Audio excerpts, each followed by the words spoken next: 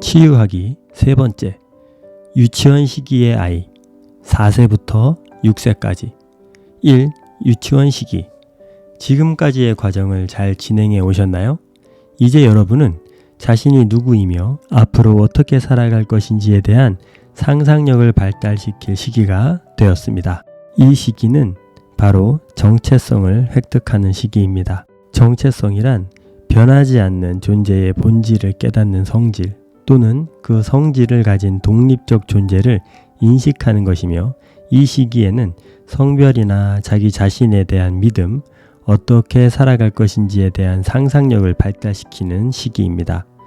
이것이 쉽지 않은 일이기에 특별히 도와주는 장치가 있는데, 그것이 바로 자기 중심성입니다. 이 시기 아이들은 선천적으로 자기 중심적이지만 결코 이기적인 것은 아니며, 감정적으로 동정심을 발휘하지만 진정으로 타인을 공감할 능력을 갖춘 시기는 아니입니다.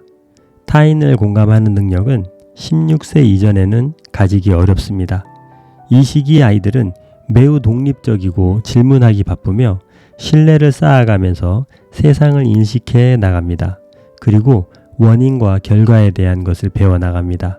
이때 부모가 해줘야 할 일은 아이들에게 관심을 가지고 많은 것들을 경험하고 배울 수 있도록 가르치고 좋은 모델이 되어 주어야 합니다.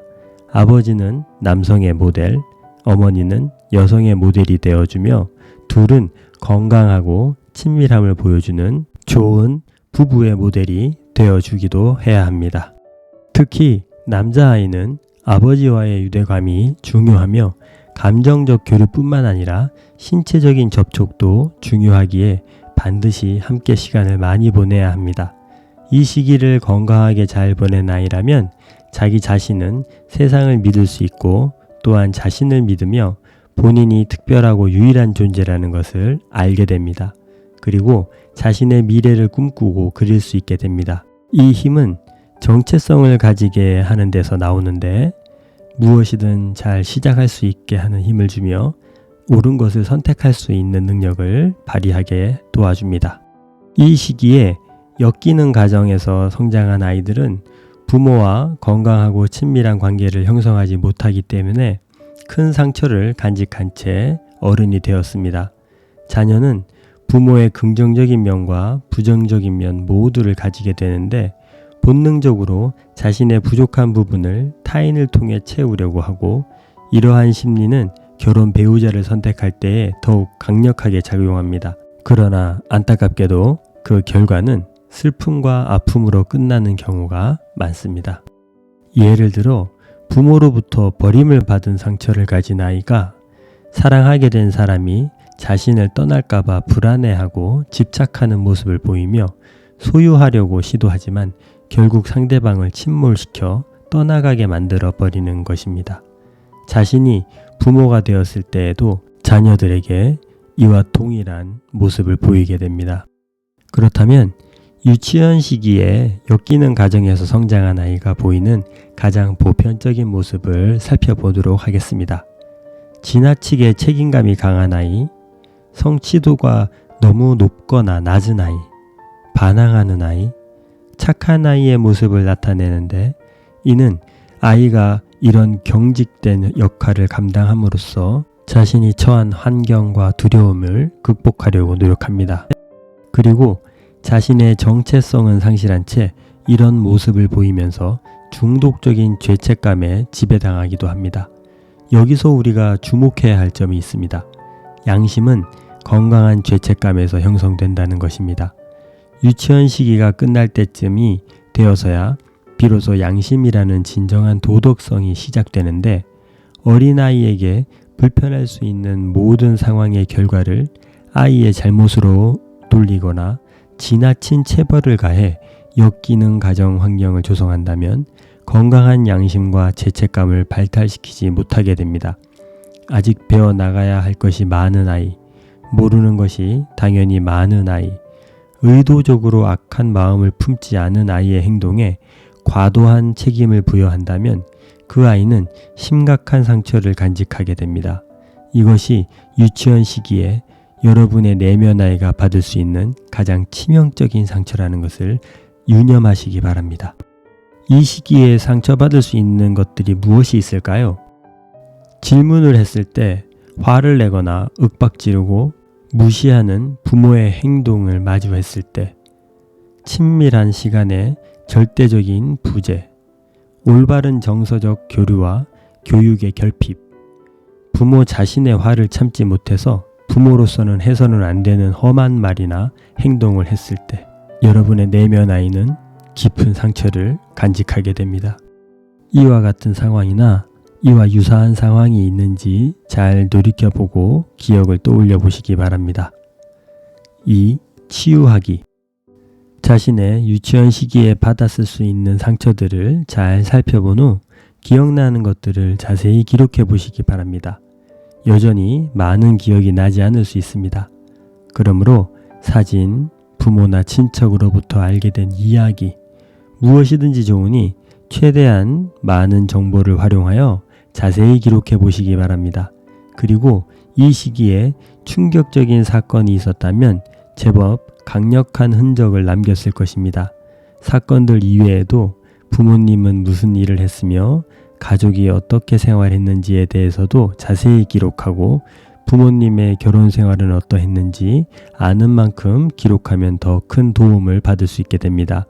최대한 구체적이고 상세하게 기록했다면 상처받고 있었을 그 당시 여러분을 위해 누가 곁에 있어 주었는지, 자신이 가장 충실하게 수행하려고 노력했던 역할은 무엇이었는지 써보시기 바랍니다. 사랑과 친밀함을 가르쳐준 사람은 누구였으며 여러분과 행복한 시간을 가장 많이 보내준 사람은 누구였는지 기록해 보십시오. 추가적으로 이 시기부터 형제들의 폭행과 학대가 발생하며 또래에 의한 만성적인 괴롭힘이 일어날 수 있습니다. 그런 사건들도 떠오르신다면 모두 기록해 작성해 보시기 바랍니다. 2번째, 모두 기록했다면 여러분의 이야기를 진심으로 들어줄 상대방에게 큰 소리로 읽어주시면 됩니다. 유아기 때와 비교해 기억이 더욱 선명할 것이기에 자신의 당시 감정에 최대한 충실히 집중하여 읽어주시면 좋겠습니다. 3번째 단계는 이 시기 자신의 감정을 충분히 느껴보는 시간을 가져보시기 바랍니다. 사진 속 아이나 기억 속 아이가 어떤 감정을 가지고 있었는지 충분히 느껴보시기 바랍니다. 4번째로 현재의 자신이 유치원 시기의 자신에게 편지를 써보십시오. 세상에 대한 호기심이 폭발하고 많은 것을 알아가야 할 아이, 이제 정체성을 확립해갈 아이에게 더 많은 관심과 지도를 기꺼이 해주며 최대한 많은 시간을 함께 보내주겠다고 써보시기 바랍니다. 아이가 던지는 모든 질문을 언제든지 귀찮아하거나 무시하거나 화내지 않고 친절하게 대답해 주겠다고 써보시고, 무엇보다도 너를 가장 사랑하며 소중하게 생각한다고 써보시기 바랍니다. 그리고 유치원 아이가 부모님께 편지를 써서 보냅니다. 이때에도 역시 다른 손으로 써보시기 바랍니다. 당시에 자신이 원했던 것이나 꼭 필요했는데 받지 못했던 것들이 있으면 써보시기 바랍니다. 부모나 누군가를 비난하라는 것이 아니라 여러분이 무슨 일 때문에 속상했는지 슬펐는지 잘 써보시면 됩니다.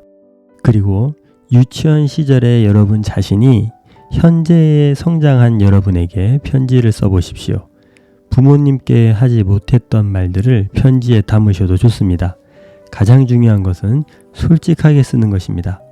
모두 썼다면 이제 큰 소리로 읽어주는 중요한 시간을 가져야 합니다. 믿을 수 있고 여러분의 모든 마음을 있는 그대로 수용해 줄 수 있는 사람에게 편안하게 읽어주면서 어떤 감정이든 억누르지 말고 그대로 표현되도록 해주시면 됩니다. 5번째 단계는 유치원 시기에 상처받은 내면 아이를 위한 선언문을 작성하고 낭독하는 것입니다. 예를 들어 본다면, 나는 활기찬 내 모습을 보는 것이 좋아. 모든 것에 호기심을 가지고 다양한 테스트를 해보는 너의 모습을 지켜보는 것은 정말 기쁘단다. 그리고 내가 누구인지 알 수 있도록 잘 도와줄게. 나는 내가 다른 사람과 달라도 괜찮아. 너의 있는 모습 그대로를 사랑한단다.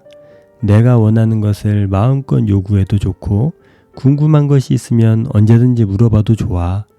이런 내용 등을 상처받은 내면 아이에게 잘 읽어주시고 용기를 주시고 북돋아 주시기 바랍니다. 아마 좋은 선언문이 될 것입니다. 이 과정을 잘 마치셨나요? 그렇다면 가장 강하게 느낀 감정, 하고 싶은 말, 기분, 깨달은 점 등을 잘 기록하여 함께 나누는 시간을 가져보시기 바랍니다. 치유에 많은 도움을 받게 될 것입니다.